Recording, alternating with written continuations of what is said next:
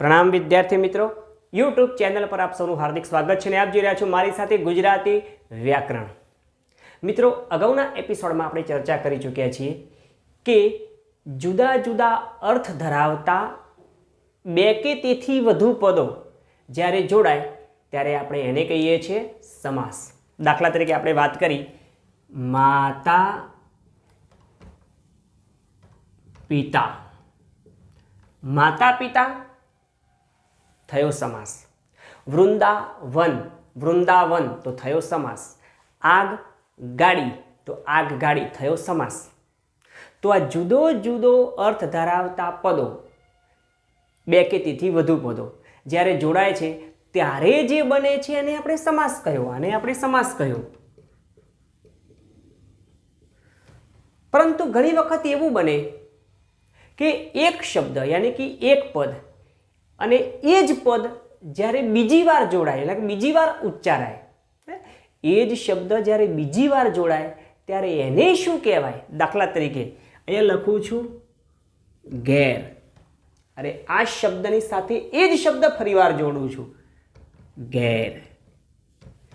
અહીંયા જુદો જુદો પ્રકારનો અર્થ ધરાવતા બે પદો છે એટલે સમાસ થયો। परंतु आ ए ज शब्द ज्यारे बीजी वार जोड़ाय त्यारे एने मित्रों शुं कहेवाय? तो एने आपणे कहीशुं द्विरुक्त प्रयोग। द्वि एटले बे, उक्त एटले बोलायेलुं अने द्विरुक्त एटले बे वार बोलायेलुं। जी हाँ मित्रों, आपणे आजे द्विरुक्त शब्द प्रयोग अंगे चर्चा करीए छीए। तो आप समझी गया छो कि द्वि एटले बे अने उक्त एटले बोलायेलू, यानी कि द्विरुक्त एटले कि बे वार बोलायेलू। तो ये आपणे समझिए द्विरुक्त शब्द प्रयोग। द्विरुक्त शब्द प्रयोग, आ द्विरुक्त शब्द प्रयोग नो अर्थ छे एक ज शब्द ज्यारे बीजी वार जोड़ाय छे, कि ए ज अर्थ धरावतुं पद ज्यारे बीजी वार जोड़ाय छे, बीजी वार बोलाय छे त्यारे द्विरुक्त शब्द प्रयोग थयो कहेवाय छे। अने आवो द्विरुक्त शब्द प्रयोग मात्र एक प्रकारे ना होई शके मित्रों। द्विरुक्ति बे वार बोलावानो उच्चार जुदा जुदा प्रकारे पण होई शके। केवा प्रकारे? आवो आपणे एनो अभ्यास करीए। तो बात करिए छे द्विरुक्त शब्द प्रयोग में द्विरुक्त शब्द प्रयोग जुदा जुदा केवी रीते प्रयोजाय छे। तो दाखला तरीके बात करूँ मित्रों, अहींया हूँ शब्दों लखुं छुं, तमे एना परथी प्रकार शोधवानो प्रयत्न करजो। पछी मने कहेजो कि साहेब अमने उदाहरण परथी नियम तरफ जता आवड़ी गई। नियम तरफथी उदाहरण जता फावे, पण उदाहरणथी नियम तरफ जवुं ए एकदम आम अघरू पण शीख्या पछी बिल्कुल सहेलुं छे। जोईए आपणे। ओके, तो मित्रों बात करूँ छुं हूँ दाखला तरीके लखूँ छूं घेर घेर। शब्द द्विरुक्त थयो कारण के बे वार उच्चार आव्यो छे। दाखला तरीके लखूँ छूं ठेर ठेर, द्विरुक्त थयो। दाखला तरीके लखूँ छूं मांड मांड। ओके, तो दाखला तरीके लखूँ छूं मनमा मनमा, मनमा मनमा। शुं लागे छे मित्रों? आ द्विरुक्त तो छे ज, परंतु आ द्विरुक्तिमां विशेषता शुं लागे छे?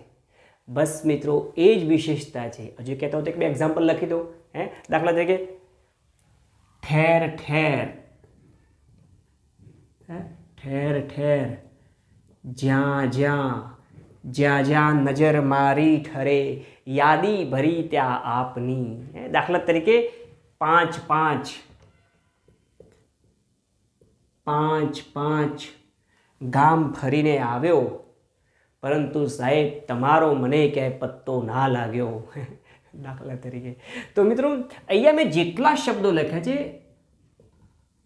आ बधा ज शब्दों शुं विशेषता लागे छे? द्विरुक्त तो छे ज, पण साथे साथे विशेषता शुं लागे छे एनी? जी हाँ मित्रों, एनी विशेषता ए ज छे कि आ દ્વિરુક્ત ખરો, પણ સંપૂર્ણ એક શબ્દ આખો બીજી વાર પ્રયોજાય છે, બીજી વાર સંપૂર્ણ રીતે બોલાય છે. ઘેર એવો ને એવો જ ઘેર, મતલબ પૂરેપૂરો દ્વિરુક્ત છે. માટે મિત્રો આને પહેલા પ્રકારે કહેવું હોય તો સંપૂર્ણ દ્વિરુક્તિ થઈ. આ સંપૂર્ણ દ્વિરુક્તિ યાની કે આ સંપૂર્ણ રીતે દ્વિરુક્ત થાય છે. આનો ઉચ્ચાર સંપૂર્ણ રીતે બીજી વાર પ્રયોજાય છે, માટે એને કહીશું સંપૂર્ણ દ્વિરુક્તિ. પરંતુ દાખલા તરીકે વાત કરું, અહીંયા લખું છું કેટ કેટલું, આટ આટલું, જોત જોતામાં. શું વિશેષતા લાગી મિત્રો આમાં આપને? યસ, અહીંયા આપણે જોયું તો આખો શબ્દ બીજી વાર પ્રયોજાય છે, જ્યારે અહીંયા શું થાય છે? કેટલું કેટલું એવું લખીએ તો સંપૂર્ણ કહેવાય, પરંતુ જોયું આપે આમાં કંઈક થયું. શું થયું? એક અક્ષરનો લોપ થયો. કયા અક્ષરનો? તો કેટલું, કેટ કેટલું, લુનો લોપ કરી કેટ કેટલું જોડી દીધું છે. એનો મતલબ એવો થયો, અહીંયા પણ જોઈ શકો છો, આટ આટલું, તો આટ આટલુંમાં લનો લોપ થઈ ગયો. જોત જોતામાં, તો જોતામાં જોતામાં એ જગ્યાએ જોત તોમાં માનો લોપ થઈ ગયો.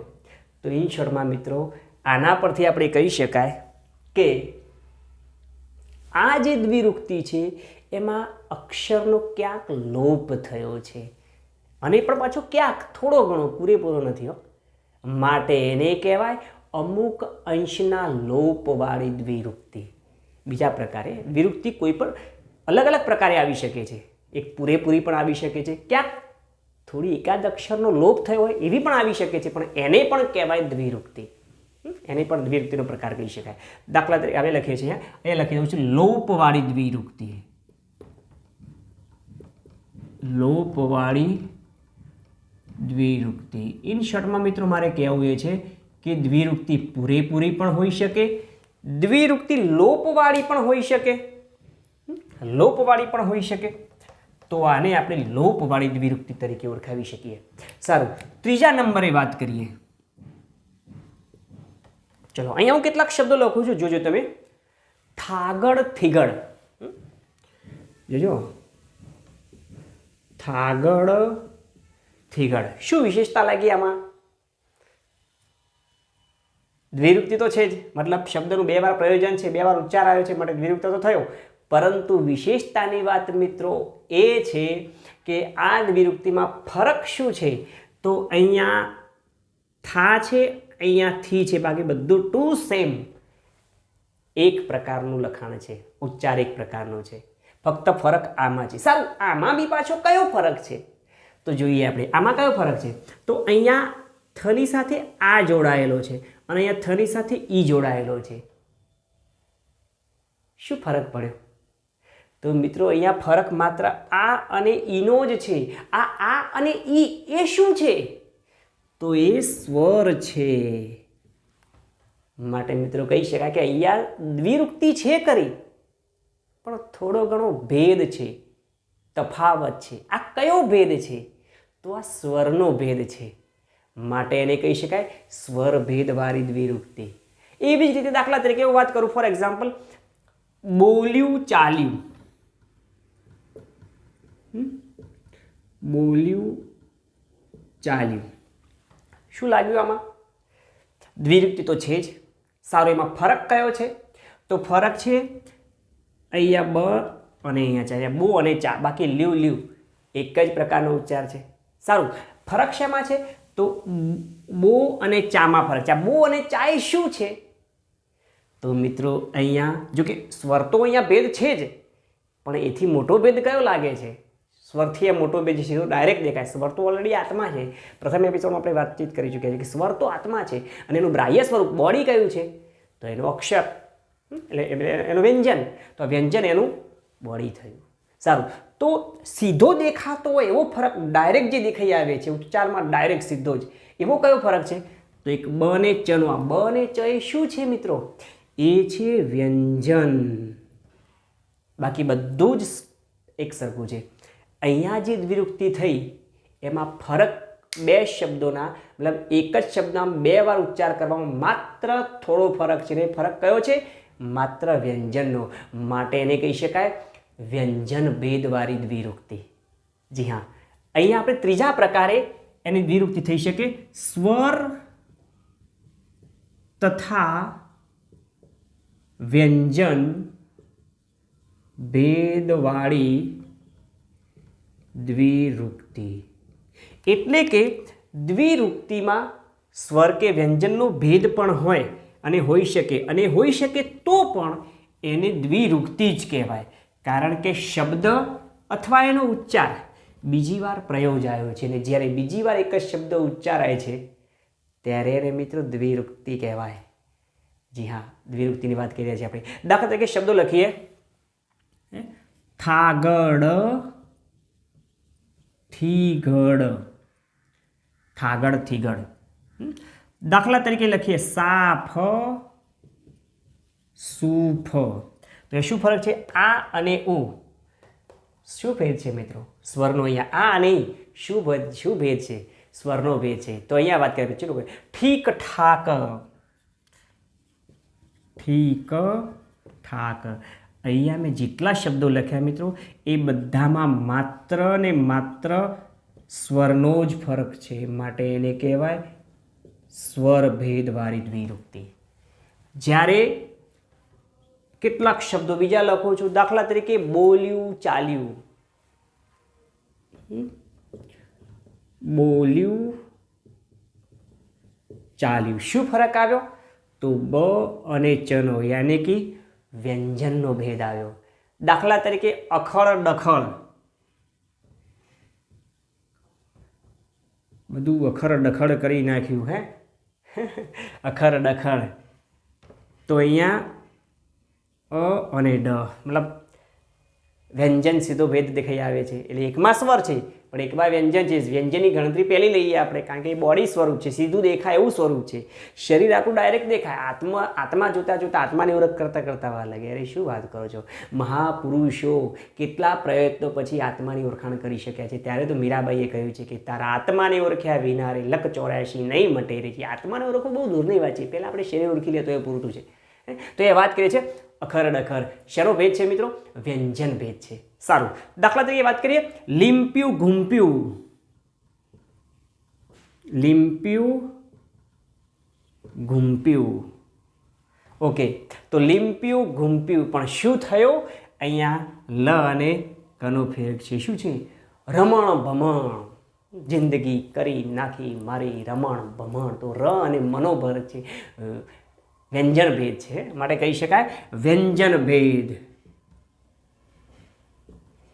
તો વ્યંજન ભેદ આને કહી શકીશું મિત્રો આપણે સ્વર અને વ્યંજન ભેદવાળી દ્વિરુક્તિ. એટલે કે દ્વિરુક્તિ મતલબ કે એક જ શબ્દનું જ્યારે બીજી વાર ઉચ્ચાર આવવાનું થાય છે ત્યારે દ્વિરુક્ત શબ્દ પ્રયોગ સર્જાય છે. પણ એમાં આવું દ્વિરુક્ત થવાનું સ્વરૂપ જે રચાય છે એમાં અલગ અલગ પ્રકારનો ભેદ હોઈ શકે. ક્યારેક ક્યારેક પૂરેપૂરી પણ દ્વિરુક્તિ આવી શકે, તો વળી ક્યારેક ક્યારેક અહીંયા આપણે જોઈએ એક અંશના લોપવાળી પણ આવી શકે, તો વળી ક્યારેક ક્યારેક સ્વર કે વ્યંજનના ભેદવાળી પણ દ્વિરુક્તિ આવી શકે, અને વળી ક્યારેક દ્વિરુક્તિ જુદા પ્રકારે પણ સર્જાય છે. પણ કહેવાય છે ને દ્વિરુક્તિ કેવા પ્રકારે સર્જાય છે જોઈએ આપણે એક્ઝામ્પલ સહિત. તો ઉદાહરણ સહિત જોઈએ છે મિત્રો આપણે. અહીંયા હું ભલે ડિલેટ કરું છું પણ તમે મનમાં ક્રિએટ કરજો, અને મનમાં ક્રિએટ થાય એટલે એનો ચોક્કસ અભ્યાસ મારી સાથે કરો, પણ સ્વાધ્યાય સ્વયં કરો મિત્રો. સ્વાધ્યાય હંમેશા સ્વયં થાય છે અને અભ્યાસ માટે કોઈકનો સહારો લેવો પડે છે. કોઈ પણ વસ્તુની સફળતા માટે શક્તિ, નિપુણતા અને અભ્યાસ આ અગત્યના સ્ટેપ છે. શક્તિ, નિપુણતા અને અભ્યાસ. તો શક્તિ એ કુદરતી હોય, નિપુણતા એના માટે આપણે થોડીક જન્મજાત કળા હોય, અને પછી એની સાથે સતત એની પાછળ થોડોક સતત અભ્યાસ કરવો પડે. આ ત્રણ પાયા જ્યારે મજબૂત થાય છે મિત્રો ત્યારે સફળતા આપણા કદમોમાં હોય છે. એ કદમોમાં સફળતા મેળવવા માટે મતલબ કે સફળતા આપણને વળે એ માટે આપણે સતત એનો અભ્યાસ કરતા રહીએ. પણ સ્વાધ્યાય તો ચોક્કસ કરતા રહીએ. સ્વાધ્યાય પોતે પોતાનું મૂલ્યાંકન. ઓકે, જોઈએ મિત્રો. ઘણી વખત એવું બને છે કે દ્વિરુક્ત શબ્દ પ્રયોગમાં કયો ભેદ હોઈ શકે. દાખલા તરીકે લખું છું હસાહસ. ચલો, અહીંયા મેં દ્વિરુક્ત શબ્દ પ્રયોગ કર્યો, હસવું અને હસવું, એટલે હસાહસ. તો અહીંયા હસા શબ્દ છે ખરો, દ્વિરુક્ત છે ખરો, કારણ કે 2 વાર બોલાવેલો છે, 100% વાત સાચી છે. પરંતુ વિશેષતા શું છે આમાં? તો આમાં હસવું અને હસવું જોડાયું છે. જોડાયું છે. શેનાથી જોડાયું છે? તો આથી જોડાયું છે. આથી જોડાયું છે. દાખલા તરીકે બીજો એક શબ્દ લખું, દાખલા તરીકે લખું ગરમા ગરમ. તો ગરમા ગરમ.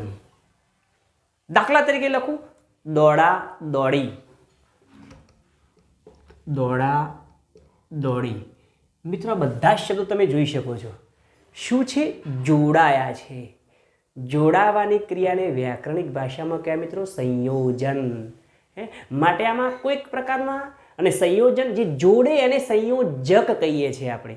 જોડાવાની ક્રિયા સંયોજન, પણ જે જોડે એને સંયોજક કહીએ છીએ. તો અહીંયા તમે જોઈ શકો છો કેટલાક સંયોજકો આ શબ્દોને જોડવાનું કામ કરે છે.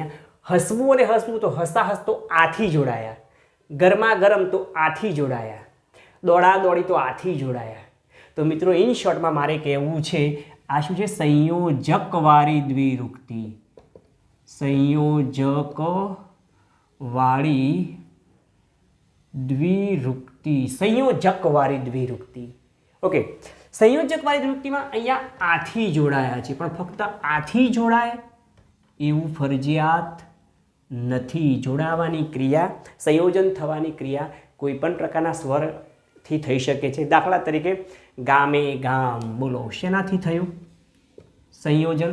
ગામે ગામ. વિચારી રાખજો, ગામે ગામ. દાખલા તરીકે ખાધે પીધે.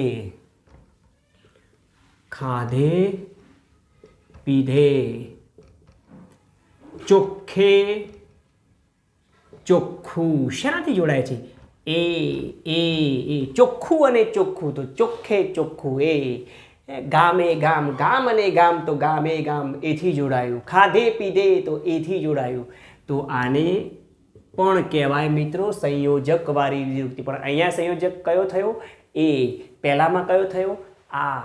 પણ અલગ અલગ પ્રકારના. દાખલા તરીકે લખું છું, ત્રીજા પ્રકારે સંયોજક કોણ હોઈ શકે છે? રાતો રાત. કયા પ્રકારનો સંયોજક છે અહીંયા કામ કરે છે? જોજો મિત્રો, રાતો રાત. રાતો રાત. શેનું સંયોજન થયું? ઓથી થયું. દાખલા તરીકે લખીએ ભારો ભાર. ભારો ભાર. એવી રીતે બારો બાર. બારો બાર. બારો બાર. સાહેબ, તમે તો બારો બાર જતા રહ્યા, મારા ઘરે જ ના આવ્યા. ભાઈ, તમે ક્યાં બોલાયા? સારું, પણ ભલે તમારા ઘરે ના આવ્યો, પણ પરમાત્માની કૃપાથી તમારા મોબાઈલમાં તો ચોક્કસ આવ્યો. પરંતુ તમે મળો તો. માટે મળતા રહેજો મોબાઈલ ઉપર પણ ભાગ્યશાળી તમે છો જે મને સરસ રીતે ને સરળ રીતે જોઈ શકો છો, મારી મુલાકાત કરી શકો છો. પણ હું અભાગી, તમને જોઈ શકતો નથી. પણ મિત્રો, એના માટે ઓપ્શન છે. ભલે તમને જોઈ નથી શકતો, પણ તમારી સાથે વાર્તાલાપ તો કરી શકું છું. કોમેન્ટ બોક્સમાં તમારા વિચારો, તમારા અભિપ્રાયો, તમારા વાર્તાના વ્યવહારો મને લખીને જણાવો. એટલે રૂબરૂ આપણી મુલાકાત થયા તુલ્ય માનીશું. સારું, પણ અહીંયા આપણે વાત કરીએ છીએ બારોબાર. શેનાથી થઈ? ઓથી. આ દ્વિરુક્તિમાં ઓનું સંયોજન થયું. ક્યારેક થાય છે? દાખલા તરીકે ખુલ્લમ ખુલ્લા. શેનાથી સંયોજન થયું મિત્રો? દ્વિરુક્તિ. એક જ શબ્દ બીજી વાર પ્રયોજાયો, જોડાયો. શેનાથી જોડાયો? સંયોજનથી. પણ સંયોજનમાં સંયોજક કયો છે? તો દાખલા તરીકે લખું દોડમ દોડ. દોડમ દોડ. દાખલા તરીકે કુદમ કૂદ. કુદમ કૂદ. શેનું સંયોજન છે મિત્રો? પણ ટૂંકમાં ઇન શોર્ટમાં મારે કહેવું એ છે મિત્રો કે આ બધા આથી હોય, એથી હોય, ઓથી હોય કે અમથી હોય, પણ આ બધા જ પ્રકારના સંયોજકોથી આ શબ્દો જોડાયા છે, માટે આને કહેવાય સંયોજકવાળી દ્વિરૂક્તિ. પણ હોય કોઈ પણ પ્રકારની કહેવાય એને દ્વિરૂક્તિ. તો દ્વિરૂક્તિમાં અલગ અલગ પ્રકારની જોડાવાની, એક જ શબ્દને બીજા પ્રયોજનની ક્રિયા રીત પદ્ધતિ એની અલગ અલગ પ્રકારની હોઈ શકે. ક્યારેક એવું પણ બની શકે છે મિત્રો, દાખલા તરીકે જુઓ, કેટલાક શબ્દો હું બોલું, આપણે બોલીએ છીએ એક શબ્દની સાથે બીજો પ્રાસ મિલાવવા માટે બોલીએ છીએ. આપણે કહેતા સાહેબ ચા બા પીધી કે નહીં? હવે ચા તો પીધી, પણ બા ક્યાંથી પીવાની હોય?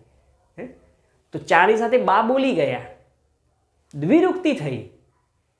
પણ એ દ્વિરૂક્તિ આપણે શા માટે બોલ્યા? એ માત્ર એનો પ્રાસ મિલાવવા માટે બોલ્યા. પ્રાસ મિલાવવા માટે ખાલી બોલીએ છીએ, એનો કોઈ અર્થ રહેતો નથી એમાં. ચા તો પીવાય પણ બા થોડી પીવાય. સાહેબ મને પેન બેન આપો. હવે પેન તો આપી, પણ બેન ચોથી લાઈન આપી. તો મિત્રો અહીંયા જે વાત કરવી છે, તો એ એક શબ્દની સાથે બીજો શબ્દ ખાલી પ્રાસ મિલાવવા માટે બોલીએ છીએ આપણે, પ્રાસ મિલાવવા માટે. આ પ્રાસ મેળવવા માટે જે શબ્દનું પ્રયોજન કરીએ છીએ એ પણ એક પ્રકારની દ્વિરૂક્તિ જ છે. પણ એમાં પાછા બે પ્રકાર હોઈ શકે. એક જે પ્રાસ મળે છે એ સાર્થક પ્રાસ મળે છે, અને એક માત્ર પ્રાસ પ્રયોજન જ છે, ઉચ્ચાર માટે મેળવીએ છીએ. જેમ કે આપણે વાત કરી ખાધું પીધું, તો ખાધાની સાથે પીધું શબ્દનો પ્રાસ મિલાવ્યો, પણ એ પ્રાસ સાર્થક છે, કારણ કે ખાવાની સાથે પીવાનું એ હોય. પાણી પીએ, દૂધ પીએ, છાશ પીએ, બીજું કંઈ ના પીએ એનું ધ્યાન રાખીએ. તો આ બધું એની સાથે મિલાવી શકાય. તો એ વાત કરી. દાખલા તરીકે આવક જાવક, તો આવકની સાથે જાવકનો પ્રાસ મિલાવ્યો ખરો, પણ કેવો પ્રાસ છે? આવક હોય એવી જાવક પણ, બંનેનો મિનિંગ છે, અર્થ છે ખરો, એ એની સાથે જોડાયેલું છે, એટલે કે સાર્થકવાળું છે. દાખલા તરીકે તોડફોડ, તો તોડવાનું એ હોય ને ફોડવાનું એ હોય, બંને પ્રકારનું હોઈ શકે. એટલે પ્રાસ મિલાવીએ છીએ ખરો, પણ સાર્થક પ્રાસ છે. પણ દાખલા તરીકે મેં એવું કહ્યું ચા બા, ઘર બર, તો ઘર ખરું પણ બર કયું? ચોપડી બોપડી, તો ચોપડી સમજ્યા, પણ બોપડી. કાગળ બાગળ, તો કાગળમાં તો લખાય, પણ બાગળથી લખાય વંચાય શું કરાય? માટે એવા પ્રકારના શબ્દ, આડોશી પાડોશી, કારણ કે આડોશી પાડોશી, અડધી ડોશી, પૂણી ડોશી, આખી ડોશી, એવા બધા પ્રકારના અર્થ નીકાળે. પણ આડોશી તો સમજ્યા કે પાડોશી, પણ બંનેના હવે આડોશી એટલે સાહેબ એમાં એવું હશે કે આડોશી એટલે આગળના ડોશી, ને પાડોશી એટલે પાછળના ડોશી, તો પછી બાડોશી રહી ગયા. તો આવા પ્રકારના શબ્દોને આપણે માત્ર પ્રાસ મિલાવવાના હેતુથી પ્રયોજીએ છીએ, માટે એને કહેવાય પ્રાસ તત્વવાળી દ્વિરૂક્તિ. જ્યાં મિત્રો પાંચમા પ્રકારે લખી શકાય પ્રાસ તત્વવાળી દ્વિરૂક્તિ. પ્રાસ તત્વવાળી દ્વિરૂક્તિ. હવે આ પ્રાસ તત્વવાળી દ્વિરૂક્તિમાં બે પ્રકાર હોઈ શકે. કયા કયા? તો એકલો દાખલા તરીકે વાત કરી તોડફોડ, તો આ તોડની સાથે પ્રાસ મિલાવ્યો છે ફોડનો, એનો અર્થ છે ખરો, બંનેનો અર્થ છે. દાખલા તરીકે લખું આવક જાવક, તો આવક અને જાવક બંને દ્વિરૂક્તિ, એક જ શબ્દ બીજી વાર પ્રયોજાય છે, અથવા એક શબ્દની સાથે ઉચ્ચાર, શબ્દના સહિત ઉચ્ચાર એક સરખો બી લાગે છે, પણ એમાં ફરક જે છે એ શેનો છે? એક આવક ને જાવક, વક વક બંને ઓકે થયું, પણ આને જા છે ને એ ભલે સ્વર, પણ મેં સીધું અહીંયા એટલે કે સાહેબ આમાં બી વ્યંજન ભેદ ના કહી શકાય. અરે મિત્રો વ્યંજન ભેદ સાચો અને સારો ઓકે છે, પણ વ્યંજન ભેદ કરતાં વિશેષતામાં શું લાગે છે? પહેલું આપણે જેમ જેમ એક સ્ટેપ આગળ સમજતા જઈએ છીએ એમ પાંચમા સુધી પહોંચ્યા તો ચોથાની એક્ઝામ એમાં આવી ગઈ, એટલે આમાં એ તો વાત આવી ગઈ, ભેદની વાત તો આવી ગઈ, વ્યંજન કે સ્વર ભેદની વાત તો આવી ગઈ, પણ એનાથી વિશેષ બી શું બતાવે છે આ? તો આવક જાવક, આવકની સાથે જાવકનો પ્રાસ આપણે મિલાવ્યો છે. હિસાબ કિતાબ, પ્રાસ મિલાવવા હેતુથી બોલીએ છીએ. આની અંદર જે પ્રાસ પ્રયોજન છે એ કોઈ માત્ર ભેદની વાત નથી, એમાં સીધો સાડે ખાલી પ્રાસ મિલાવવાના હેતુથી પ્રયોજીએ છીએ. માટે પ્રાસ મિલાવવાના હેતુથી પ્રયોજાયું છે એ સીધું સ્પષ્ટ આપણને દેખાઈ આવે છે. ડાયરેક્ટ જે દેખાય એને આપણે પહેલું પકડવાનો પ્રયત્ન કરીએ તો ડાયરેક્ટ શું દેખાય છે? અહીંયા પ્રાસ મિલાવ્યો છે, પણ આ પ્રાસમાં છે શું? તો આવકની સાથે જાવક ન હોઈ શકે, અર્થસભર છે, મતલબ સાર્થક છે એમ. ખાધું પીધું, ખાધું પીધું. તો ખાધું પીધું શું થાય મિત્રો? આ બધા શબ્દો છે એ સાર્થક પ્રાસ, સાર્થક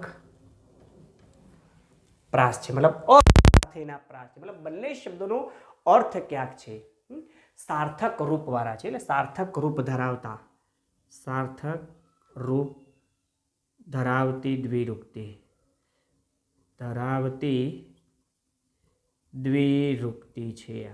પરંતુ દાખલા તરીકે હું એમ લખું છું ઘર બર,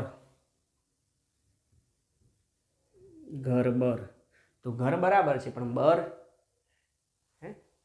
વ્યંજનનો ભેદ તો થયો, પણ વ્યંજન ભેદ કરતાં પણ વિશેષ શું લાગે છે? બીજા શબ્દનો કોઈ મિનિંગ જ નથી. હું ઘેર ઘેર આખું આખું પૂરેપૂરું બોલતું બંનેનું મિનિંગ એટલે એક જ શબ્દ બીજી વાર છે, પણ અહીંયા તો શું છે ખાલી પ્રાસ મિલાવવા માટે બોલ્યા છીએ, માત્ર પ્રાસ, બીજો કોઈનો અર્થ નથી. અને એમાંય પાછું જોઈએ છે તો દ્વિરૂક્તિ પ્રાસ તત્વવાળી ખરી, પણ એમાંય પાછી કેવી નિરર્થક, અર્થ વગરની, કોઈ મતલબ નથી, પણ છતાંય આપણે ઉચ્ચારમાં લઈએ છીએ, એટલે આને કે માત્ર પ્રાસ તત્વવાળી દ્વિરૂક્તિ. દાખલા તરીકે ઘર બર, ફોર એક્ઝામ્પલ વાત કરીએ, દાખલા તરીકે કાગળ બાગળ, કાગળ બાગળ, ચોપડી બોપડી, ચા બા. તો આ બધા જ પ્રકારના છે માત્ર શું છે? માત્ર પ્રાસ તત્વ, તત્વ ધરાવતી દ્વિરૂક્તિ, એટલે કે માત્ર આ શબ્દો શું છે? પ્રાસ તત્વ ધરાવતા દ્વિરૂક્ત શબ્દ પ્રયોગો છે. મિત્રો આ પ્રમાણે દ્વિરૂક્તિ એટલે કે એક જ શબ્દ જ્યારે બીજી વાર પ્રયોજાય છે એને આપણે દ્વિરૂક્ત શબ્દ પ્રયોગ કહીએ છીએ. અને આ દ્વિરૂક્ત શબ્દ પ્રયોગ જુદા જુદા પ્રકારે હોઈ શકે છે. ક્યારેક એ સંપૂર્ણ રીતે પણ બીજી વાર પ્રયોજાય છે, ક્યારેક અમુક અંશનો લોપ થઈને પણ પ્રયોજાય છે, તો વળી ક્યારેક સ્વર કે વ્યંજનના ભેદથી પણ દ્વિરૂક્ત પ્રયોગ સર્જાય છે, ક્યારેક સંયોજક સ્વરૂપે પ્રયોજાય છે, તો ક્યારેક માત્ર પ્રાસ તત્વવાળી દ્વિરૂક્તિ તરીકે પણ પ્રયોજાય છે. પણ આ બધા જ પ્રકારના શબ્દોને કહેવાશે મિત્રો દ્વિરૂક્ત શબ્દ પ્રયોગ. હવે એક્ઝામની અંદર પૂછાય ત્યારે એના પેટા પર્સનલ પ્રકાર આપણે નથી પૂછવાના કે સંપૂર્ણ છે કે, પણ ટૂંકમાં શોર્ટમાં કહેવું એ છે કે આવા જુદા જુદા પ્રકારની દ્વિરૂક્તિ હોઈ શકે છે, પણ આ બધાને કહેવાય શોર્ટમાં દ્વિરૂક્તિ. દ્વિરૂક્તિનો એકમાત્ર હેતુ અને એકમાત્ર વ્યાખ્યા છે કે દ્વિ એટલે બે વાર બોલાયેલો શબ્દ. હવે બે વાર બોલાયેલો શબ્દ પૂરેપૂરો હોય તો પણ, લોપ બનીને લોપ થઈને ઉચ્ચારાયો હોય તો પણ, સ્વર કે વ્યંજનનો ભેદ થઈને ઉચ્ચારાયો હોય તો પણ બરાબર છે, અને માત્ર સંયોજક સ્વરૂપે ઉચ્ચારાયો હોય તો ઠીક છે, કે પછી માત્ર પ્રાસ સ્વરૂપે ઉચ્ચારાયો હોય તો પણ ઠીક છે, પણ આ બધાને ઇન શોર્ટમાં કહેવાશે દ્વિરૂક્ત શબ્દ પ્રયોગ. જી હા મિત્રો, આ છે દ્વિરૂક્ત શબ્દ પ્રયોગ. અને હવે જ્યારે દ્વિરૂક્ત શબ્દ પ્રયોગની અંદર પણ ક્યારેક અવાજનું સૂચન થતું હોય એવું લાગતું હોય, અવાજનું સૂચન. મિત્રો આપણી માતૃભાષા ગુજરાતીમાં એક એવી વિશેષતા છે મિત્રો કે જેમાં મનુષ્યના ભાવ તો પ્રસ્તુત થાય છે, પણ પશુ પ્રાણી પંખીના ભાવો પણ એમાં પ્રસ્તુત થાય છે. દાખલા તરીકે ઘોડો તો રણકે, ગાય તો ભાંભરે, અલગ અલગ પ્રકારના પક્ષીઓનો તો કલરવ હોઈ શકે. એટલે ઇવન ત્યાં સુધી એની વિશેષતા છે કે આપણી માતૃભાષામાં તો બોલવાના અવાજો પણ પ્રસ્તુત થઈ શકે છે મિત્રો. બોલવાના અવાજો, અવાજ ઇન શોર્ટમાં શબ્દની રચનામાં અવાજ વ્યક્ત થવો, અભિવ્યક્ત થવો એટલે બહુ મોટી વિશેષતાની વાત છે મિત્રો. તો આ શબ્દની સાથે મતલબ શબ્દની અંદર અવાજનું સૂચન થવું અને સામેવાળા વ્યક્તિને સમજાઈ પણ જવું એ એકમાત્ર આપણી ભાષામાં, યાની કે માતૃભાષામાં, આપણી માતૃભાષામાં જ એ વિશેષતા છે. જી હા મિત્રો, હું જેની વાત કરું છું એ શબ્દ રચના છે રવાનુકારી શબ્દ પ્રયોગ. જોઈએ આપણે રવાનુકારી શબ્દ પ્રયોગ શું છે. તો રવાનુકારી શબ્દ પ્રયોગ જેમ મેં વાત કરી કે આપણી ભાષામાં, આપણી માતૃભાષામાં શબ્દમાં અવાજનું પણ સૂચન થાય છે. ને એ અવાજ માત્ર મનુષ્યના જ નહીં, પશુ, પંખી, પ્રાણી, વૃક્ષ, વનસ્પતિ દરેકના અવાજો એમાં રજૂ થઈ શકે છે. અને માટે જ એને આપણે રવાનુકારી શબ્દ પ્રયોગ કહીએ છીએ. તો રવાનુકારી શબ્દ પ્રયોગની વિશેષતા એ છે, એક પ્રકારનો દ્વિરુક્ત પ્રયોગ. દ્વિરુક્ત પ્રયોગ હોય કે રવાનુકારી, આ બંને એક પ્રકારના સમાસની જ રચના છે, શબ્દોનું જોડાવું જ છે. પણ સમાસમાં શું છે, તો જુદા જુદા અર્થ ધરાવતા શબ્દો જોડાય છે. જ્યારે અહીંયા એક જ શબ્દ બીજી વાર જોડાય ત્યારે દ્વિરુક્ત. પણ આ દ્વિરુક્ત શબ્દ પ્રયોગ જો કોઈ અવાજનું સૂચન કરે તો પછી આપણે એને કહીએ છીએ રવાનુકારી શબ્દ પ્રયોગ. રવાનુકારી શબ્દ પ્રયોગ એ અવાજનું સૂચન કરતો શબ્દ પ્રયોગ છે મિત્રો. તો અહીંયા આપણે જોઈ રહ્યા છીએ રવાનુકારી શબ્દ પ્રયોગ. અહીંયા હું લખું છું ટાઇટલમાં, રવાનુકારી શબ્દ પ્રયોગ. શું છે આ? એક પ્રકારના સમાસનો જ ભાગ છે. જેમ વાત કરી, જુદા જુદા અર્થ ધરાવતા શબ્દો જોડાય એ સમાસ છે.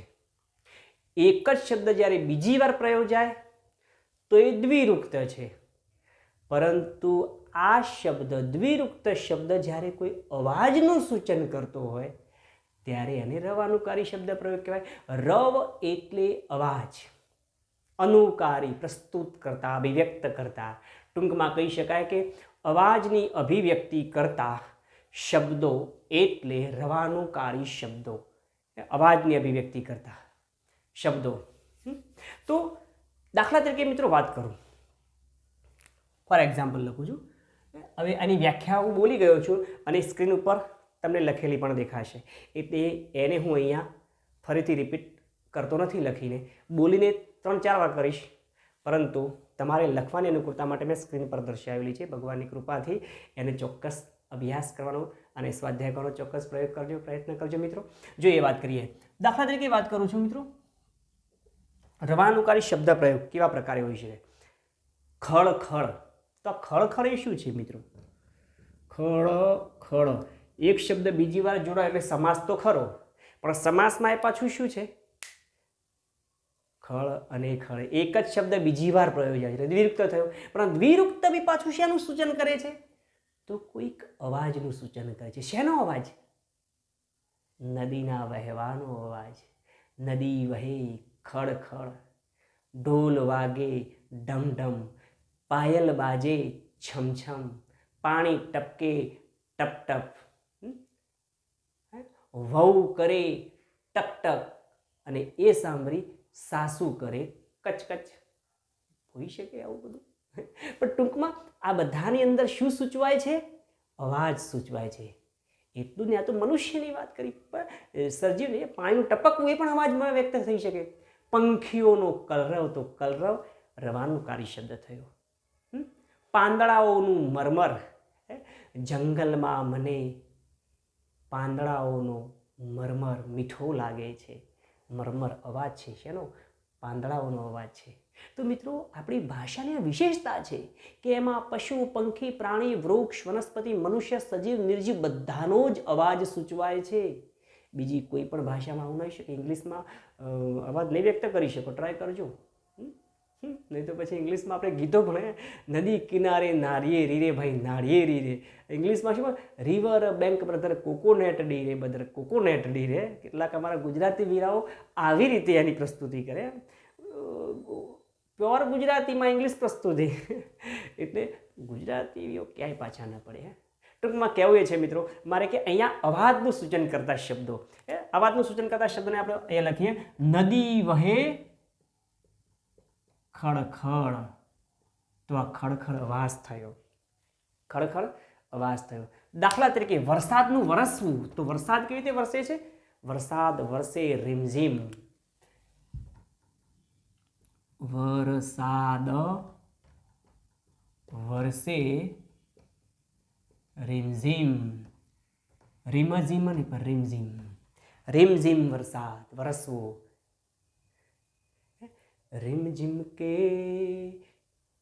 ગીત ગાય, આવું ગીત હોઈ શકે. રીમ તો આ રીમઝીમ વરસાદનું વરસવું છે મિત્રો. આખું ગીત અહીંયા નહીં પ્રસ્તુત કરું, થોડો સમય ના ભાવે, પણ અનુકૂળતા મુજબ ક્યાં ક્યાં કંઈ પણ કહેતો રહીશ તમને. સારું, દાખલા તરીકે વીજળી ઝબકે જબજબ. વીજળી ઝબકે જબજબ. વીજળીનો ઝબકાર. ઝબકાર શું થયું? રવાનુકારી શબ્દ પ્રયોગ થયો. દાખલા તરીકે પાણી ટપકે ટપટપ. પાણી ટપકે ટપટપ. ટપ નહીં જો પાછળ ટપ ટપ પ ખોડો કરી દો. જેવો ઉચ્ચાર થાય છે આપણે એવી રીતે લખીએ છીએ. ઢોલ વાગે ઢમઢમ. ઢોલ વાગે ઢમઢમ. ઢમઢમ નહીં હો, નહીં તો પછી દાખલા તરીકે ખંજરી ખણકે ખનનન. ખંજરી ખણકે ખનખન. ખનખન. દાખલા તરીકે ઝાંઝર ઝણકે છમછમ. ઝાંઝર નો અવાજ. ઝાંઝર ઝણકે ઝમઝમ. અથવા છમછમ હોઈ શકે. ઝાંઝરને આપણે લગભગ છમછમના અર્થમાં વધારે લઈએ છીએ, તો જમજમને પણ છમછમના રૂપમાં લઈએ. છમછમ. ઝાંઝર ઝણકે છમછમ. દાખલા તરીકે ગોળી છૂટે સનનન. તો શું થયું? ગોળી છૂટે સનનન. અલગ અલગ પ્રકારના અવાજોનું મિત્રો આપણે સૂચન કરીએ છીએ, જુદા જુદા. દાખલા તરીકે વહુ કરે ટકટક. અહીંયા જોડે લખીએ આપણે. વહુ કરે ટકટક. આ બધા શબ્દ પ્રયોગો શું છે? રવાનુકારી. સાસુ કરે કચકચ. કચકચ. કચકચ ને કચકચ એમાં કર્યું. સારું, બને ત્યાં સુધી ના કરવું સારું, પણ ટૂંકમાં ક્યાંક જોવા મળે તો એ શબ્દ પ્રયોગ સાચો ઠરે છે અહીંયા. દાખલા તરીકે ગલુડિયા દોડે દળબડ. ગલુડિયા દોડે દળબડ. દળબડ દળબડ. દળબડ દળબડ. ધડબડ ધડબડ. આવા જ પ્રકારનું સૂચન કરે છે આ. દાખલા તરીકે ફોર એક્ઝામ્પલ કે ઘોડો દોડે તબડક તબડક તબડક. છે ને, ઘોડો દોડે તબડક તબડક તબડક, એટલે કે તબડક. દાખલા તરીકે ચકલી બોલે ચી ચી.